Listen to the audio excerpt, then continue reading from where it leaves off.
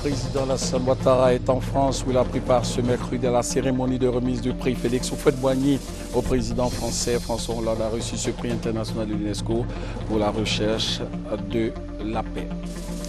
Ce mercredi 5 juin, l'humanité commémore la journée mondiale de l'environnement. Cette journée de sensibilisation a pour thème « Penser, manger, préserver ». Présidentielle à Madagascar, la Cour électorale a confirmé les 3 candidatures controversées. Nous en parlerons dans quelques instants. Voilà pour le sommaire. Bonsoir, bienvenue aux 20h. Nous sommes ensemble pour une trentaine de minutes, le temps de parcourir l'actualité ici en Côte d'Ivoire et à l'étranger, où se trouve en ce moment le chef de l'État. Le président Alassane Ouattara est en France, où il a pris part ce mercredi à la cérémonie de remise du prix Félix Houphouët-Boigny au président français. François Hollande a reçu ce prix international de l'UNESCO pour la recherche de la paix en récompense de l'intervention militaire française au Mali dans le cadre de la reconquête du nord de ce pays occupé par des groupes islamistes armés. Le président du PDC-RDA, Henri Konan Bédié, a également assisté à la cérémonie en qualité de protecteur du prix Félix Houphouët-Boigny pour la recherche de la paix. Avant la fin de ce journal, vous aurez un extrait du message du chef de l'État, président en exercice de la CEDEAO. Le chef du gouvernement ivoirien, Daniel Kablan-Duncan, a parlé avec une délégation du Sénat français conduite par l'ambassadeur de France en Côte d'Ivoire. Au cours de cette audience à la primature, il a été essentiellement question du renforcement de la coopération entre la Côte d'Ivoire et la France. Honorine Agnigori. Au cours de cette rencontre entre Premier ministre et sénateurs français, il a été question de parler de l'avenir de l'Afrique, de la promotion de l'avenir des Ivoiriens et de la restauration du cadre de l'État. Nous avons parlé des perspectives de coopération très riches, naturellement, entre la Côte d'Ivoire et la France, mais d'une manière plus générale, sur l'avenir de l'Afrique qui est très prometteur et dans lequel la France essaiera de tenir son rang de partenaire comme les autres, mais de partenaire à part entière. Pour Daniel Kablan-Duncan, des sillons sont à creuser sur le plan sécurité militaire. Il a souhaité un renforcement de la présence française sur le plan économique. Le Premier ministre ivoirien a souhaité également que la France facilite l'accès des étudiants pour y assurer leurs études. Il faut aller donc de l'avant. Ces sillons sont évidemment, comme ça a été indiqué tout à l'heure, au plan donc de la sécurité, au plan donc militaire, mais aussi des sillons en matière donc économique. Nous avons beaucoup donc échangé à ce niveau. Et je pense qu'il devrait, en ce qui nous concerne, nos souhaits, c'est qu'il y ait donc un renforcement de la présence française économique en Côte d'Ivoire, au niveau donc des grandes entreprises, pour les grands chantiers que nous menons. Les sénateurs français ont affirmé être fiers du renforcement de la coopération entre la Côte d'Ivoire et la France. Dans le reste de l'actualité, avec tout d'abord cette opération de destruction des obus en mauvais état. Cette opération de destruction a été faite par l'autorité pour le désarmement, la démobilisation et la réinsertion. Et selon les autorités militaires, l'opération ne comporte aucun risque pour les populations parce que réalisée par le concours technique de l'ONUCI. Mamadi Poissi. Encore une autre opération de destruction des armes et de munitions pour l'autorité pour le désarmement, la démobilisation et la réinsertion ADDR.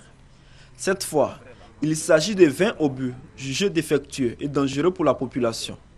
Ces explosifs ont été collectés lors de l'opération de désarmement des ex-combattants. Nous avons pu constater que des obus en provenance de nos ex-combattants étaient rouillés et mis à notre disposition, donc déclarés dangereux par les spécialistes en armement et présentant des risques de sécurité pour les populations tant civiles que militaires, même pour ceux qui travaillent dans le domaine.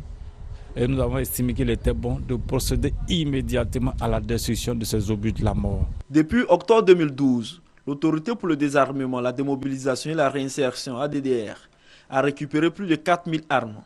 Les armes en bon état ont été remises aux forces de l'ordre. 4000 ex-combattants ont été insérés dans les rangs des douaniers et des gardes pénitentiaires.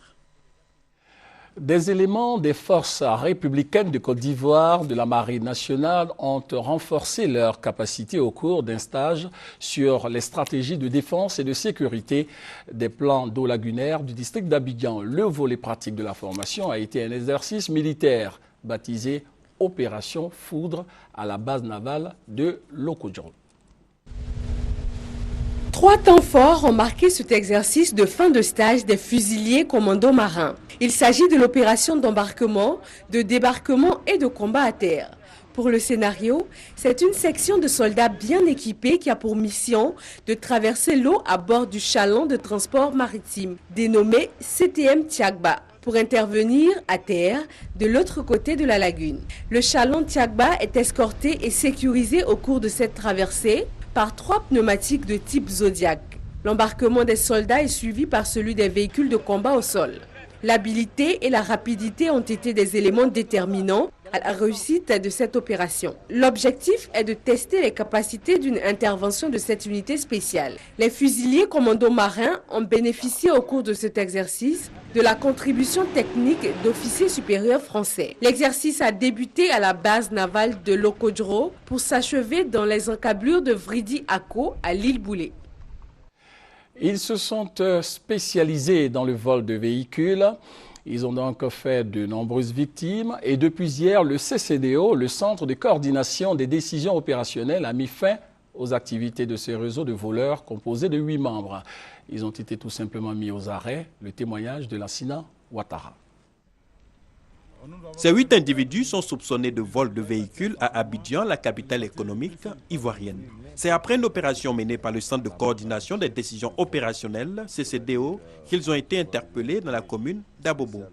Leur spécialité, le vol de taxi-compteurs avec un mode opératoire bien particulier. Ils ont une clé spéciale passe-partout qui arrive à ouvrir n'importe quel taxi-compteur sur Abidjan. Les véhicules récupérés par ces suspects, organisés selon la police en réseau, sont démontés et ensuite vendus en pièces détachées sur le marché noir. En tout cas, le CCDO veut faire d'Abidjan une ville plus sûre avec les moyens mis à la disposition par les autorités ivoiriennes. C'est l'occasion de féliciter le groupement 1 d'Abobo en particulier et féliciter tous les autres groupements, Adjamé, Yopougon, Cocody et Zone Sud. Aujourd'hui, par leur présence, leur patrouille, leur façon d'être, leur façon de faire, leur savoir-faire, la criminalité a baissé à Abidjan. A noter que les 8 individus ont été mis à la disposition de la police criminelle pour nécessité d'enquête. Ils devraient passer devant les tribunaux pour finir ensuite derrière les barreaux. Les différents contentieux des élections municipales et régionales couplées ont été réglés. Le processus de mise en place des organes des communes et régions concernées s'ouvre donc. Le ministère d'État, ministère de l'Intérieur et de la Sécurité invite donc les préfets à convoquer sans délai les conseillers des collectivités territoriales à leur première réunion à laquelle il sera procédé à l'élection des municipalités composées, chacune des maires et des adjoints, à l'adoption de la composition des bureaux et des conseils régionaux comprenant chacun le président et ses vice-présidents. Des responsables des organisations estudiantines ont remis officiellement au ministère de l'Enseignement supérieur les actes du séminaire sur la mise en place d'une charte de non-violence en milieu scolaire et universitaire. Dans cette charte, ces porte-paroles des étudiants de Côte d'Ivoire promettent de privilégier désormais le dialogue dans la résolution des conflits auxquels ils seraient éventuellement confrontés au cours de l'année. Les étudiants s'engagent à renoncer définitivement à la violence dans les universités. C'est le contenu du document qui a été remis au ministre de l'Enseignement supérieur et de la Recherche scientifique, Cissé Bakongo. Qu'une œuvre humaine n'est parfaite, c'est par petites touches qu'on construit des buildings, mais c'est par petites touches aussi qu'on construit un destin, c'est par petites touches qu'on peut construire aussi la paix. Occasion pour les étudiants de réitérer leur engagement. Ensemble, on a décidé de signer une charte qui permet à l'ensemble des associations d'éviter que ces événements qu'on a connus au niveau de l'université ne reviennent encore. La charte Salif Ndiaye sur la non-violence en milieu universitaire. Et nous invitons l'ensemble des associations qui ont vraiment signé cette charte-là de pouvoir respecter cette charte-là. Les étudiants ont invité le ministre Cissé Bakongo à une grande cérémonie à l'université Félix Houphouët-Boigny le 14 juin prochain. Il faut rappeler qu'un comité ad hoc a été mis sur pied pour suivre l'application stricte de la charte de la non-violence dans les universités de Côte d'Ivoire. De l'innovation dans le système éducatif en Côte d'Ivoire avec l'introduction des TIC dans la formation de base.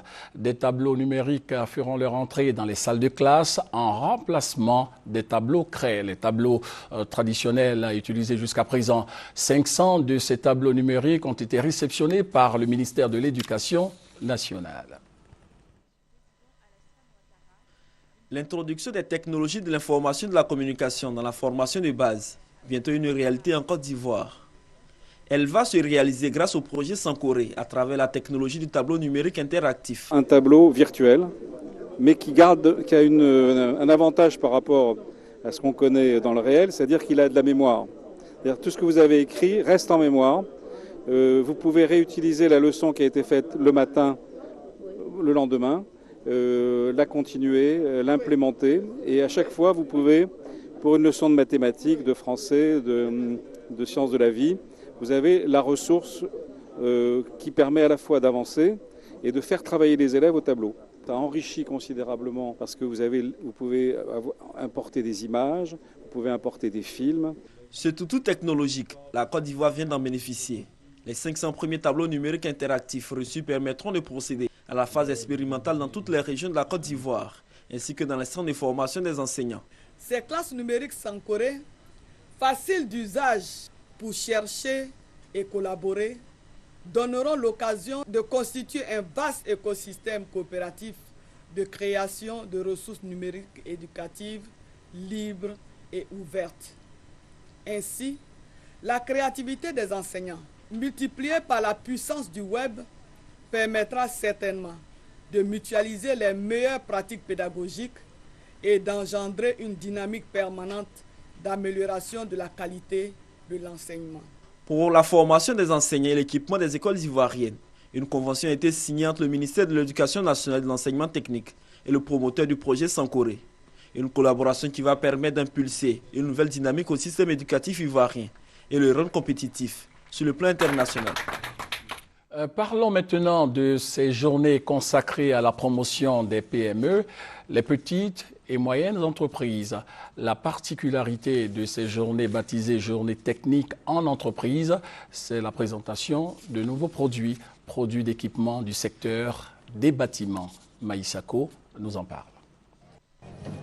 Ces journées techniques qui se veulent pérennes viennent accompagner la reprise économique de la Côte d'Ivoire. Elles ont pour objectif également de servir de plateforme d'échange entre les acteurs du bâtiment et ceux de l'industrie en Afrique subsaharienne. Le directeur de l'établissement, Ahmad Sharif Eddine, et le président directeur général du groupe, Abdul Hussein, tous initiateurs de ces journées de rencontres, ont relevé l'intérêt pour les PME de se mettre en adéquation avec les techniques innovantes et de qualité. Louant l'initiative de ces opérateurs économiques qui soutiennent la relance économique de la Côte d'Ivoire, le secrétaire général du ministère du Commerce, Jérôme Gauze, a affirmé que le développement de la Côte d'Ivoire, voulu par le président Alassane Ouattara, passe nécessairement par l'ouverture sur l'extérieur, avec par endroits des signatures de partenariats gagnant-gagnant. Poursuivons ce journal avec l'expertise du BINET, le Bureau d'études techniques et de développement. Ce bureau national se présente comme une plateforme d'échange d'expériences, de transfert d'expertise, mais surtout d'accompagnement des administrations publiques et privées. Patricia Omo-Etia. La crise qu'a traversée la Côte d'Ivoire a eu des conséquences sur les entreprises ivoiriennes. La Chambre de commerce et d'industrie de Côte d'Ivoire estime qu'environ 900 entreprises ont eu des difficultés tant sur le plan économique que sur le plan des ressources humaines. Dans sa mission, le Bureau national d'études techniques et de développement BINET a développé une expertise qu'elle met à disposition des partenaires pour une meilleure relance des activités. On se rend compte qu'effectivement, nous avons plusieurs personnes qui interviennent sur des projets. Ils n'ont pas les outils qu'il faut, ils n'ont pas la maîtrise des projets. Ils arrivent à les monter, à les gérer au mieux, mais en matière d'outils, pour planifier ces projets, À ce niveau-là, il y a toujours un petit problème. Au sortir de cet atelier, les auditeurs estiment avoir acquis des connaissances en management de projets de développement. Je suis chargée donc du retour d'expérience des projets que nous exécutons. Et je le faisais avec des méthodes traditionnelles, à ma manière. Eh bien, je viens de découvrir de nouvelles méthodes beaucoup plus performantes qui m'apporteront un plus. Nous nous rendons compte que nous faisons des projets, nous les suivons certes, mais nous les suivons de façon empirique. Aujourd'hui, avec les méthodes que nous avons reçues, nous allons appliquer les techniques modernes afin de faire évoluer nos projets et les conduire vraiment dans le temps. À l'horizon 2015, le centre de formation du Bénet veut être un centre de renforcement des capacités reconnu en Côte d'Ivoire et en Afrique, spécialisé et certifié en gestion des projets. Je vous l'annonçais dans les titres, la communauté internationale célèbre ce mercredi 5 juin la journée mondiale de l'environnement. Cette journée de sensibilisation instituée par l'ONU vise à attirer l'attention sur la sauvegarde et la protection de l'environnement au plan mondial. Cette édition 2013 a pour thème « Penser, manger, préserver ». Pour marquer l'événement ici en Côte d'Ivoire, le ministère de l'Environnement, de la Salubrité urbaine et du Développement durable a organisé ce matin une cérémonie de planting d'arbres. Marie-Laure Ongoran pour en savoir davantage. Le gaspillage alimentaire, il faut y mettre fin. C'est l'appel de la communauté internationale pour préserver, sauvegarder l'environnement. La Côte d'Ivoire, comme les autres pays qui célèbrent ce 5 juin la journée mondiale de l'environnement, interpelle à son tour le public ivoirien. Gaspiller la nourriture dans les foyers, c'est-à-dire acheter, préparer beaucoup plus qu'il n'en faut, c'est faire du mal à l'environnement. Le surplus des repas cuisinés ne pouvant être consommés atterrit forcément dans les poubelles, dégradant ainsi la nature. L'autre élément de gaspillage, c'est la quantité inacceptable de denrées alimentaires qui est jetée tous les jours lors de la fermeture des marchés à cause de l'impossibilité de les conserver plus longtemps. On va visiter les marchés de gros, les maquis, les ménages, parce que les ménages, lorsque vous avez fini de manger, le reste de nourriture, vous les jetez. Il faut éduquer, sensibiliser dans ces secteurs que je viens de citer, de sorte à ce qu'il y ait une prise de conscience pour ne pas continuer le gaspillage alimentaire. Penser, manger, préserver. Plus qu'un slogan, un message de sensibilisation pour inviter les populations à changer de mentalité. L'action de la Côte d'Ivoire est appréciée, soutenue par le programme des Nations Unies pour l'environnement, l'ambassade de l'Afrique du Sud en Côte d'Ivoire et Miss Monde Environnement. Cette journée de l'environnement célébrée en Côte d'Ivoire a été aussi marquée par une cérémonie de planting d'arbres à l'université Félix Houphouët-Boigny de Cocody. L'objectif est d'inviter les populations à lutter contre la déforestation. La jeunesse ivoirienne invitée à s'approprier le processus de paix, de réconciliation et de relance de l'économie nationale. Le message est du président de la coalition de la jeunesse patriotique. C'était au cours d'une récente conférence tenue à l'inauguration du siège de cette coalition. Les récentes attaques d'assaillants dans les départements d'Abengourou à l'est et Yakassé à Tobrou au sud de la Côte d'Ivoire, évoquées par le président de la coalition de la jeunesse patriotique pour la paix et la réconciliation, CJPPR. Zadi Guégué explique que l'heure n'est plus à la vengeance, mais à la réconciliation, à la paix et au développement. Il invite donc les jeunes à se désolidariser de tout porteur de projets de déstabilisation. On ne peut pas dégager le président Alassane Ouattara qui exerce le pouvoir, mais plutôt il faut demander à la jeunesse d'accompagner la paix. Il faut demander à la jeunesse d'aller à la réconciliation. Pour que 2015, plutôt on demande à la jeunesse, qu'est-ce que la jeunesse veut? La jeunesse veut l'emploi. Pour Zadi Guégué, seul doit compter pour les jeunes leur avenir. Sur la question, le conseiller du président de la République, chargé de la jeunesse, a dit les opportunités d'emploi. Ces précisions faites, Touré Mamadou et Zadi Guégué ont procédé à l'inauguration du siège de la coalition de la jeunesse patriotique pour la paix et la réconciliation. C'est un bâtiment de 5 bureaux avec salle de réunion pour les rencontres sur la réconciliation, la paix, la non-violence et surtout la problématique de l'emploi jeune. Restons avec cette jeunesse ivoirienne invitée à participer au développement économique et social de la Côte d'Ivoire. Cette invitation a été lancée cette fois par l'Institut international pour la démocratie et l'assistance électorale. C'était au cours d'une séance de formation de leaders de jeunesse et de représentants issus de partis politiques en Côte d'Ivoire. Compte rendu, Mamadou Kouassi.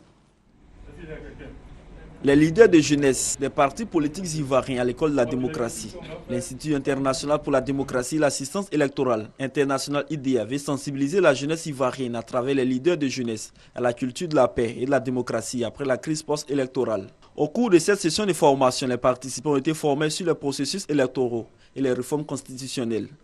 La rencontre d'Abidjan permet à la jeunesse des partis politiques ivoiriens de mettre en place un réseau de jeunes leaders. Il est dirigé par Sébastien Koliabo du PDCI RDA. Et nous avons une vision, c'est celle d'une jeunesse ivoirienne responsable pour une nation développée. Nous allons tout d'abord tendre la main à nos amis et frères qui n'ont pas pu venir ici pour des problèmes qui leur sont propres.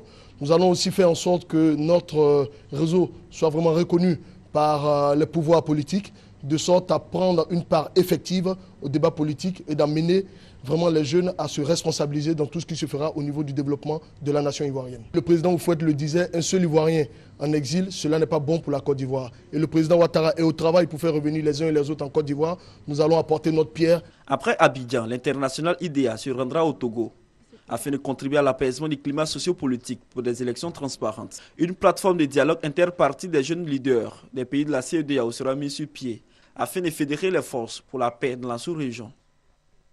L'actualité à l'étranger. Au Mali, un kamikaze s'est fait exploser hier à Kidal, dans la maison des chefs du mouvement national de libération de l'Azawad, à Kidal. Il faut le dire, la tension est toujours vive. Et dans cet élément, nous vous proposons des témoignages d'expulsés de cette région du Mali. Fatigués, le regard perdu, ils ont roulé des heures à bord de plusieurs camions dans la poussière jusqu'à Gao.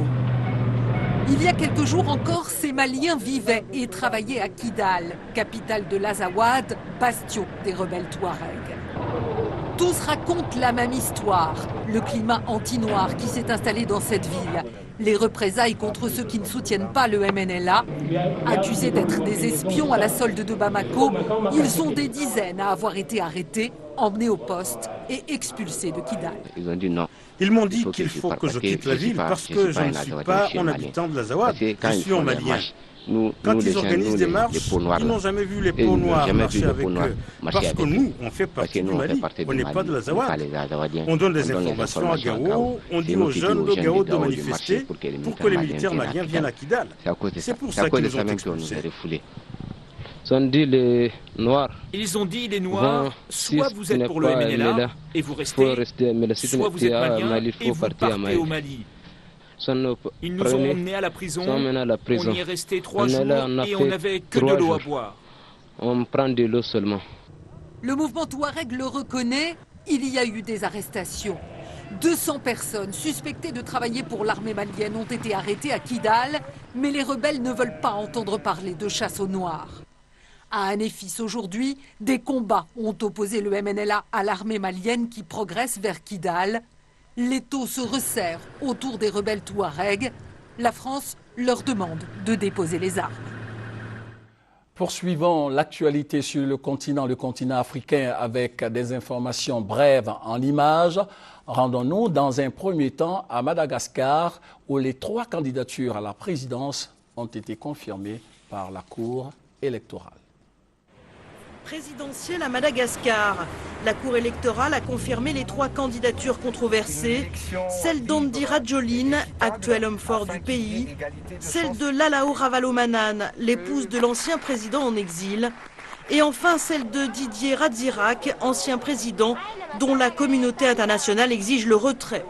Initialement fixées au 24 juillet, les élections pourraient être reportées pour des raisons financières et en l'absence d'un consensus politique. Des peines de prison pour les 43 employés d'organisations non gouvernementales en Égypte. Le tribunal du Caire les accuse d'avoir travaillé sans autorisation et d'avoir reçu des financements illicites. Les condamnés, égyptiens et étrangers, dont 16 Américains, vont faire appel. Le secrétaire d'État américain John Kerry a accusé l'Égypte d'avoir organisé un procès politique. Il estime que le verdict est incompatible avec une transition démocratique. Au Burundi, les 23 jeunes qui s'étaient opposés par la force à l'expulsion d'une famille Tutsi ont été condamnés pour rébellion, coups et blessures et outrage à l'autorité publique, à des peines allant de 2 à 3 ans de prison ferme. Les jeunes avaient été arrêtés à Bujumbura après des affrontements avec les forces de l'ordre. Ils refusaient l'application d'une mesure. Elle consiste à restituer à des ayants droit d'un Hutu tué lors des massacres de 1972 une maison habitée légalement par une famille Tutsi. Toujours à l'étranger, hors du continent africain, avec tout d'abord la Turquie, où le gouvernement a tenté hier d'enrayer le mouvement de contestation après la mort d'un deuxième manifestant dans le sud du pays. 6e jour de mobilisation en Turquie pour demander la démission du Premier ministre. La tension reste vive malgré les excuses du gouvernement pour les violences policières des jours précédents. Des milliers de personnes ont encore envahi les rues d'Istanbul et d'Ankara la nuit dernière. Nouveaux affrontements, nouvelles arrestations. Un deuxième syndicat a appelé à la grève mercredi pour soutenir les manifestants qui accusent le Premier ministre de dérive autoritaire et d'islamisation de la Turquie laïque. La colère monte dans la province du Jilin en Chine, où 120 personnes ont officiellement péri lundi dans l'incendie d'un abattoir de volailles. Les familles des victimes dénoncent un bilan sous-estimé et des normes de sécurité non respectées. Il y avait une seule issue de secours pour les 300 personnes alors au travail. Un haut responsable de l'usine a été arrêté. C'est le pire incendie enregistré en Chine depuis au moins 12 ans. Plusieurs villes d'Europe centrale toujours sous la menace des inondations historiques qui ont déjà fait au moins 11 morts. En Allemagne, en République tchèque et en Autriche, les habitants des zones à risque se relaient nuit et jour pour remplir des sacs de sable et renforcer les digues. Des milliers de personnes ont dû être évacuées, les dégâts matériels sont très importants. Alors qu'à Prague, la décrue du fleuve est enfin amorcée, le Danube était au plus haut mercredi à Vienne. Bruxelles a entamé mardi un bras de fer avec la Chine. La Commission européenne a décidé d'imposer des taxes sur les panneaux solaires chinois. Son espoir, sauver quelques 30 000 emplois en Europe qui souffrent d'une concurrence qu'elle juge déloyale. Mais la mesure est risquée.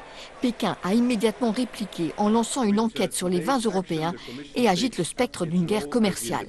Dans les rangs même de l'Union, cette décision divise. Plusieurs États y sont opposés, dont l'Allemagne qui parle de grave erreur. Revenons sur ce qui constitue la une de l'actualité. Le président Alassane Ouattara est en France, où il a pris part ce mercredi à la cérémonie de remise du prix Félix Houphouët-Boigny au président français.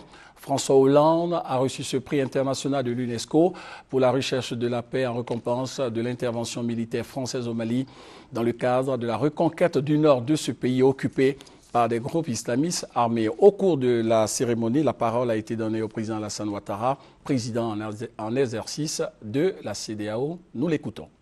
La cérémonie de remise de prix qui nous réunit ce jour revêt à nos yeux un caractère tout à fait singulier, car elle nous donne l'occasion de nous rappeler qu'il convient en tout temps et en toutes circonstances de cultiver et de préserver la paix, condition sine qua non de tout peuple à prétendre au progrès. C'est pourquoi, ainsi que nous l'affirmions lors de la dernière remise du prix Félix Houphouët-Boigny en ces mêmes lieux, nous réitérons notre ferme volonté de promouvoir, avec le concours de l'UNESCO et de la communauté internationale, la culture de la paix et du développement humain en Afrique et partout dans le monde. Demain, vous aurez le compte-rendu complet de notre envoyé spécial à Paris, Jérôme Kofi Aboulin. Fin de ce journal. On se revoit demain à 20h avec beaucoup de plaisir. Portez-vous bien.